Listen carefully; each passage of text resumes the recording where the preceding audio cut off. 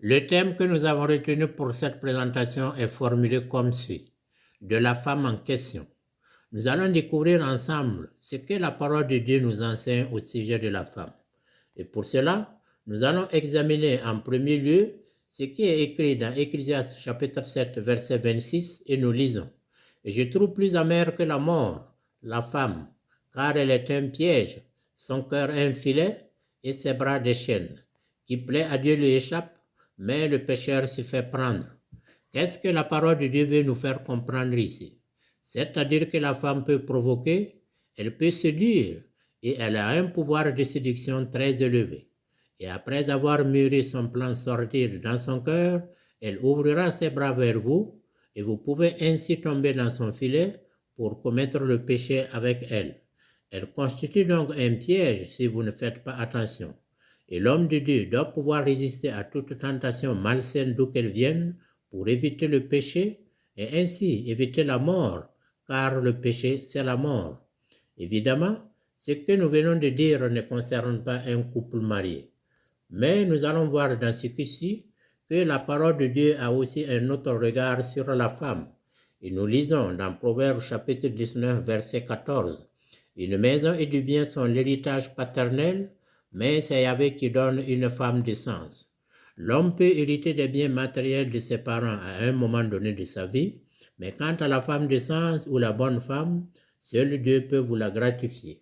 Et toujours dans Proverbes chapitre 18, verset 22, nous pouvons lire: « Trouver une femme, c'est trouver le bonheur, c'est obtenir une faveur de Yahvé. » Si le Seigneur vous donne la bonne femme ou la femme de maison, vous trouverez en elle de la joie, du bonheur, et vous devrez lui remercier pour cette faveur à votre égard. Si vous voulez bénéficier d'une femme de sens, rapprochez-vous de Dieu et confiez-vous entièrement en lui et il vous la donnera. Nous lisons dans 1 Pierre chapitre 3 versets 3 à 6 que votre parure ne soit pas extérieure, faite de cheveux tressés, de cercles d'or et de toilettes bien ajustées, mais à l'intérieur de votre cœur, dans l'incorruptibilité d'une âme douce et calme. Voilà ce qui est précieux devant Dieu. C'est ainsi qu'autrefois les saintes femmes qui espéraient en Dieu se paraient, soumises à leur mari. Telle Sarah obéissait à Abraham en l'appelant son Seigneur. Les femmes ont l'habitude de se faire belles physiquement. Ce n'est pas mauvais en soi, mais c'est surtout la beauté intérieure qui plaît à Dieu. La femme doit s'efforcer pour avoir un cœur pur et une âme sans reproche. Elle doit aussi être soumise à son mari, au modèle de Sarah, qui, de ce fait, a bénéficié de la gratitude de Dieu en portant en son sein un enfant à l'âge de 90 ans. Chose impensable aux yeux des humains, mais réalisable par Dieu.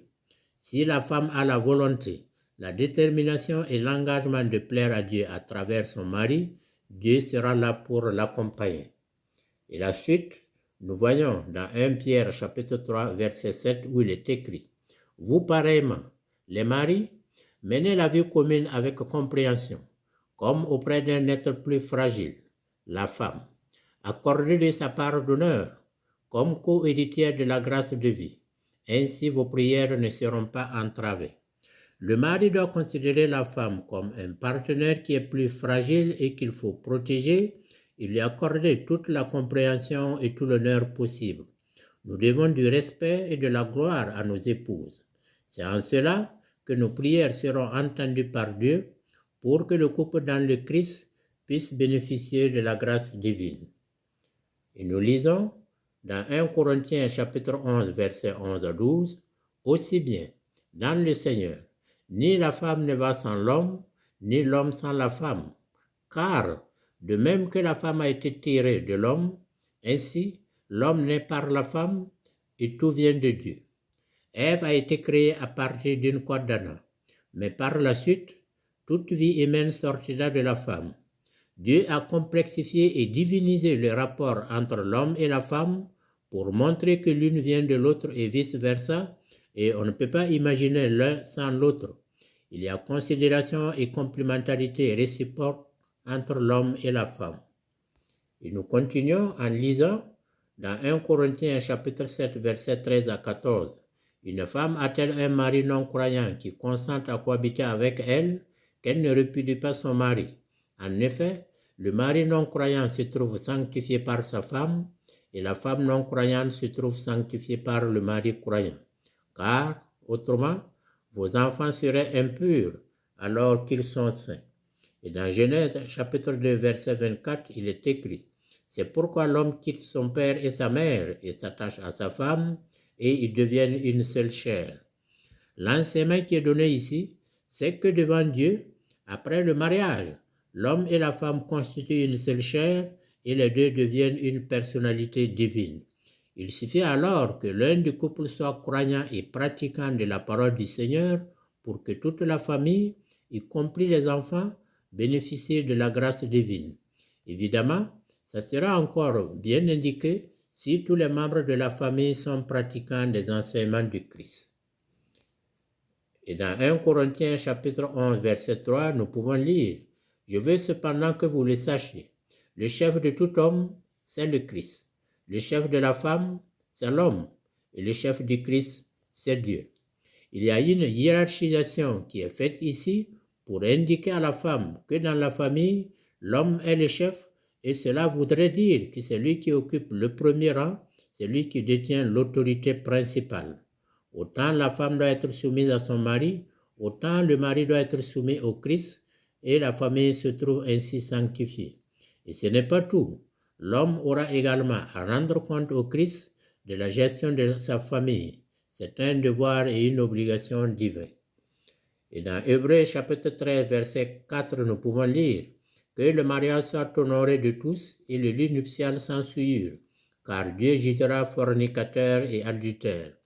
Le mariage devant Dieu est pris comme un engagement sacré devant Dieu et à ce titre, le mariage doit être honoré individuellement et collectivement par le couple. La fidélité dans le couple est de rigueur, car Dieu condamne aussi bien la fornication que l'adultère. Nous lisons dans Proverbes chapitre 11, verset 22. Un anneau d'or au grain d'un porceau, une femme belle, mais dépourvue de sens. Une femme qui a une grande beauté physique, mais qui est dépourvue de sens, est comparée à un porc à qui on a attaché un collier d'or à son groin. Il ne tardera pas à aller se jeter dans la boue pour se salir et avec lui le collier d'or. Et dans Proverbes chapitre 12, verset 4, nous pouvons lire: une maîtresse femme est la couronne de son mari, mais une femme indigne est comme une carie dans ses os. La femme de sens ou la femme de maison fait honneur à son mari qui a de la joie, tandis que la femme irrespectueuse est considérée comme une carie qui ronge son mari de l'intérieur. Et toujours dans Proverbes chapitre 25, verset 24, il est écrit: mieux vaut habiter à l'angle d'un toit que faire maison commune avec une femme querelleuse. Une demeure où il y a des querelles fait fuir. C'est avec des paroles bien pesées et des réponses bien appropriées que la femme doit s'adresser à son mari. Même si on est fâché, il faut toujours se retenir et se maîtriser pour éviter de vexer son conjoint. Nous invitons alors nos mères, nos épouses, nos sœurs et nos filles à chercher à être des Sarah de leur époque pour bénéficier de la bienveillance de Dieu dans bien de domaines. La parole de Dieu que vous venez d'entendre est tirée de la Bible de Jérusalem que voici.